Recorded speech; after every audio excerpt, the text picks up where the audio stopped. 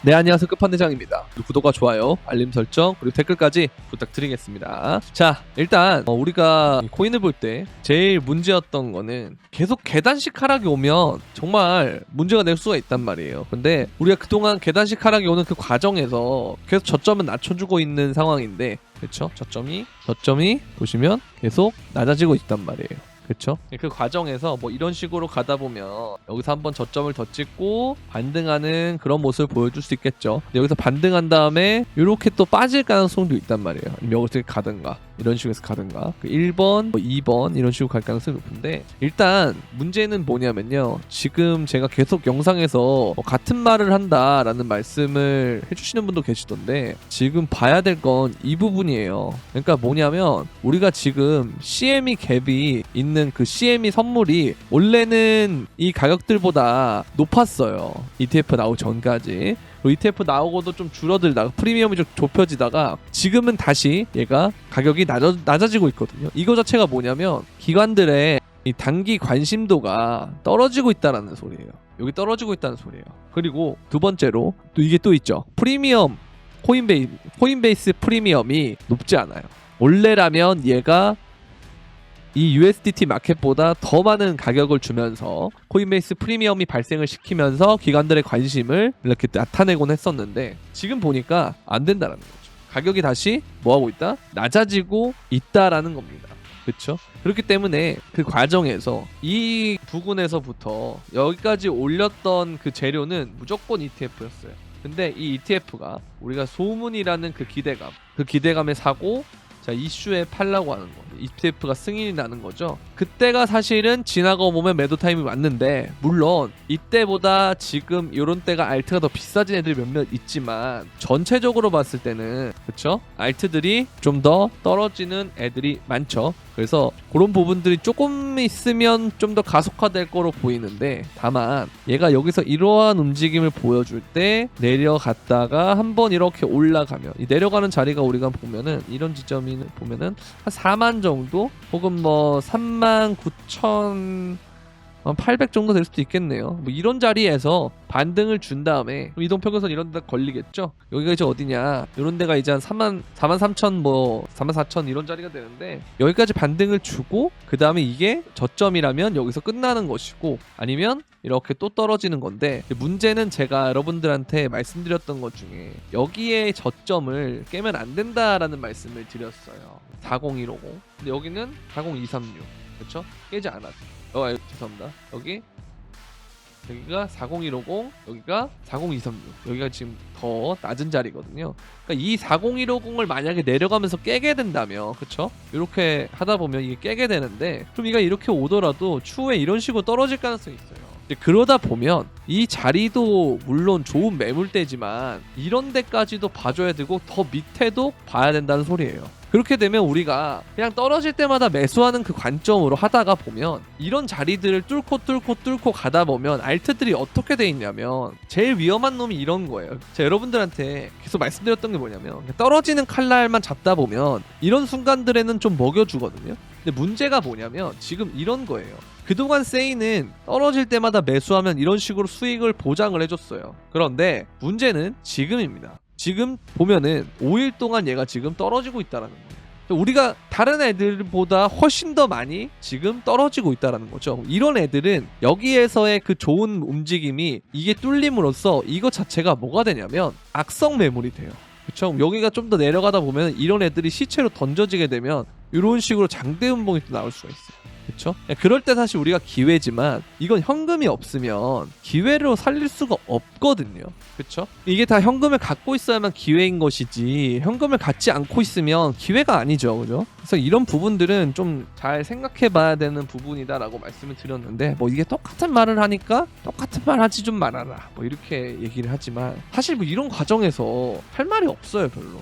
뭐 똑같은 내용 해야지 뭐 어떡해요. 근데 왜냐면 제가 왜 이런 말씀을 자꾸 드리냐면, 여러분들한테 여기서도 사실 똑같은 말 계속 했거든요. 겁내지 말고 잡아야 될 때라고. 그죠? 그리고 여기서는 똑같은 말 계속 했죠. 조심해야 될 때라고.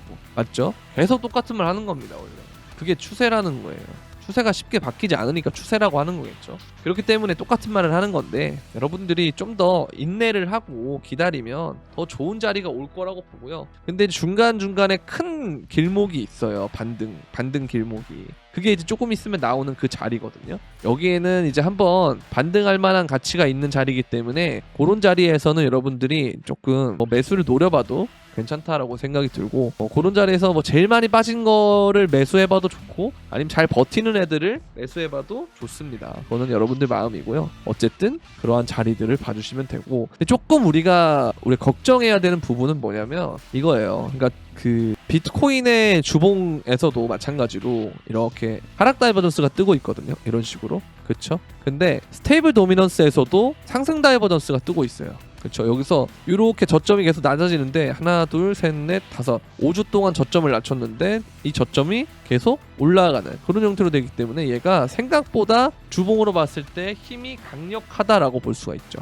그러면 반등이 온 다음에 추가적으로 2차 하락이 올 가능성이 높으니까 반등을 노려보더라도 익절할 수 있을 때는 분할 익절이라도 최소한 하는 그런 전략이 필요하겠죠. 그래서 이런 부분들이 제일 중요한 거라고 생각이 들고요. 그러나 제가 이런 부분들을 되게 부정적인 말을 많이 드리지만 책임질 수 있냐는 소리도 듣고 똑같은 말만 한다라는 별소리를 다 듣지만 어찌됐든 간에 제어의 큰 관점은 뭐냐면요, 24년 25년은 상승장이다라는 거예요. 다만 왜 이렇게 여기 주의를 드리냐고 하면 이 평단이 여러분들 예를 들어서 상승장에서는 10배도 가니까 1원에서 10원을 갖다고 쳐봐요. 만약에 얘가 10원 갈짜리 코인이에요. 10원 갈 코인. 근데 평단이 1원일 때하고 2원일 때하고 3원일 때하고 정말 다르다는 거죠. 올라갈 때 얘는 10배고 얘는 5배고 얘는 3.33배죠. 그러니까 달라진단 말이에요, 점점. 근데 우리가 지금 보면 1원이건 2원이건 3원이건 쌉니다 이러잖아요. 지금이 딱 그런 거예요. 예를 들어서 세이가 앞으로 10,000원 갈 놈인데 얘가 10,000원 갈 놈인데 예를 들어서, 근데 얘를 800원에 사든 400원에 사든 그렇죠, 500원에 사든 별로 다르지 않아 보이잖아요. 근데 막상 10,000원대 팔았을 때 수익률은 엄청나게 달라진다는 거예요. 이런 부분들 때문에 제가 여러분들한테 현금 갖고 있으면 훨씬 더 좋은 게 만들 수 있는데 왜 자꾸 몰빵을 하느냐, 그쵸? 왜 버티면 살려준다는 마인드를 계속 갖느냐 이거예요. 물론 살려주겠죠, 25년까지면 본다면. 근데 우리가 던지게끔 하려면 생각보다 많이 떨어뜨릴 가능성이 있다는 말을 계속 드리잖아요. 그럼 그렇게 됐을 때는 과연 그 무빙에도 여러분들이 같은 말을 할 수 있겠느냐. 못 버티고 팔았습니다, 말 들을 걸 그랬어요, 이런 얘기를 한단 말이에요. 그러니까 그거는 중요하지 않다. 중요한 건 뭐다? 내가 현금 비중만 잘 갖춰놓으면 전혀 문제없다.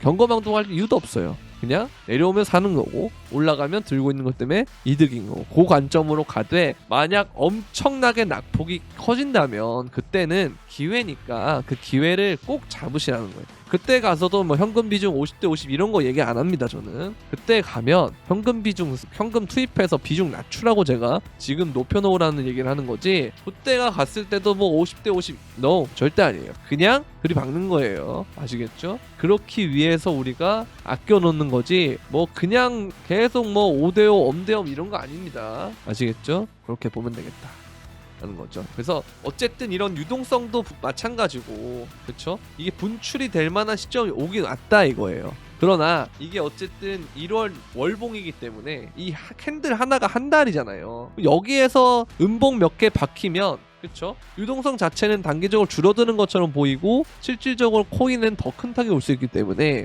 조심해야 된다 이거예요, 제 말은. 아시겠죠? 자, 그리고 환물 ETF의 구매자의 진입 가격이 42,000달러라는 점을 기억해야 된다 이거예요. 그렇죠? 그래서 지금은 평단보다 낮으니까 사실은 할인하는 거예요. 그리고 우리가 GBTC를 보더라도 얘가 많이 떨어지니까 마이너스 40% 때도 보여주잖아요. 이걸 힌트로 한번 우리가 생각해 보는 거죠. 이게 매집 원가를 42,000달러라고 해서 꼭 42,000달러를 넘는다는 게 아니고 많이 떨어질 수도 있겠구나. 그러나 많이 떨어진다면 이것은 과대낙폭이기 때문에 굉장히 좋은 자리가 되겠구나. 그리고 길게 보면 상승장은 맞겠구나. 요 관점만 갖고 간다면 우리가 요 몇 달만 잘 운용했을 때 앞으로의 미래가 달라질 수 있다라는 겁니다. 미래를 바꿀 영상이에요. 맨날 똑같은 소리만 한다 그러는데 미래를 바꾸려면 어쩔 수가 없어요. 신념을 가져야 됩니다. 마찬가지로 알트코인 마켓캡 보면 굉장히 좋아요. 좋은데 여기에서 이런 리테스트 같은 게 한번 나올 수 있다라는 거예요.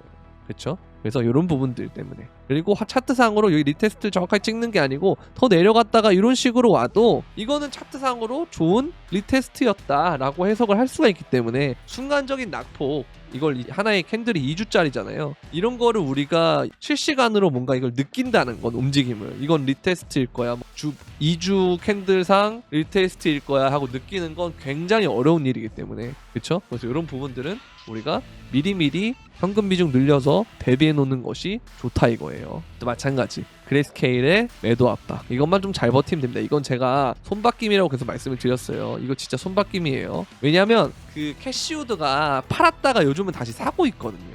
한동안 올라가니까 계속 팔았다가 요때 막 팔았다가 이때부터 서서히 사고 있거든요. 이거는 손바뀜을 할 목적이 있는 것 같다라는 생각이 들고, 그리고 이제 요걸 보면은 2021년 11월 이후 처음으로 침체에 들어갔다 이러는데, 침체 들어간다 그래서 아예 뭐 하락장이 된다거나 그런 건 아니에요. 다만 이제 좀 침체 구간이 기록되면서 어느 정도는 좀 부진한 모습을 보일 수 있다라는 거죠. 그래서 우리가 이 과정에서 몰빵을 한다거나 할 필요 없다 이거예요.